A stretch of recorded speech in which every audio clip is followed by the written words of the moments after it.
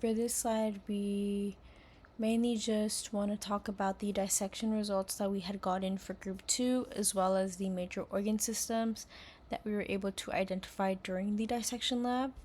And I want to note that the bottom left is all the organs that we had found before we had dissected the rat or cut into it.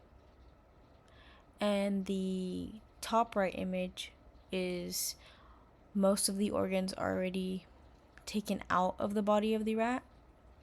And so now I want to start off with the digestive system. And you can see that the esophagus is leading down into the stomach, which is then followed by the small and large intestine. Then we're able to identify the liver, which was shown to be a large and darkish brown color.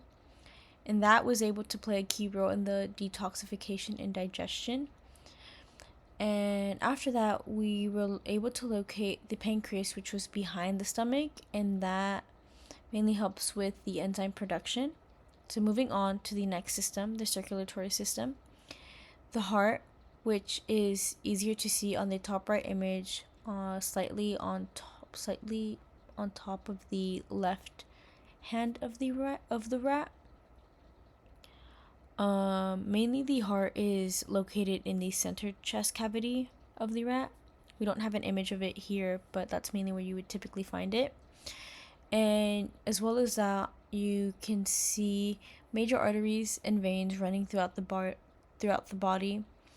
And this system is a part of the closed circulation, meaning that the blood just stays within the vessel as it moves oxygen throughout the body. And the next system, which would be the respiratory system, which just includes the lungs on either side of the heart and the diaphragm, which is able to help the rat breathe by expanding and contrasting the chest cavity. And as for the next system, which is the reproductive system, we're only able to find that the male rat in this case has testes and a vas deferens visible in the near lower abdomen, which is clear to see in both images.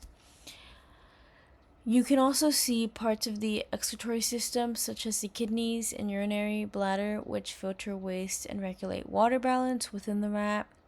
And finally, the musculoskeletal system, which includes the skeletal muscles along the limbs and ribs.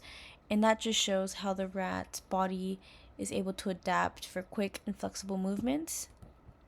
And on to the next slide, which is mainly just a few notes that we want to add and results and potential differences that might affect a few things that we just want to note down. The images from the rat dissection between group 1 and 2 are drastically different because group 1's rat, for one, was preserved for a longer base period of time, and we're able to come to that conclusion based on the discoloration of the body as well as the organs inside the rat, while group 2's rat was fairly new based on how much pinker and redder the organs were, as well as how much wider the fur was.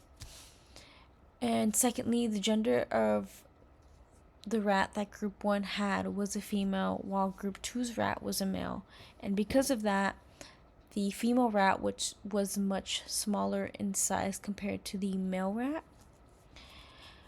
The third thing was that since the rat from group 1 was preserved for a while, the color of the organs and veins made it difficult to figure out which organ was which from which system, as well as where they were located, especially since there is a lot of liquid and juices within the rat along with the blue dye.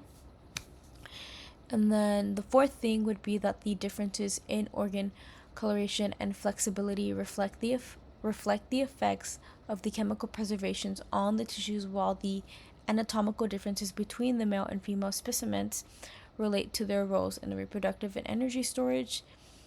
And so lastly, despite these challenges, we also want to note that we were able to identify the major organ systems, which were shown on the last two slides, which just include the digestive, circulatory, respiratory, nervous, and reproductive systems. And then we're also able to compare them between the two rats, and then below that is just an example of how we're able to compare the two rats.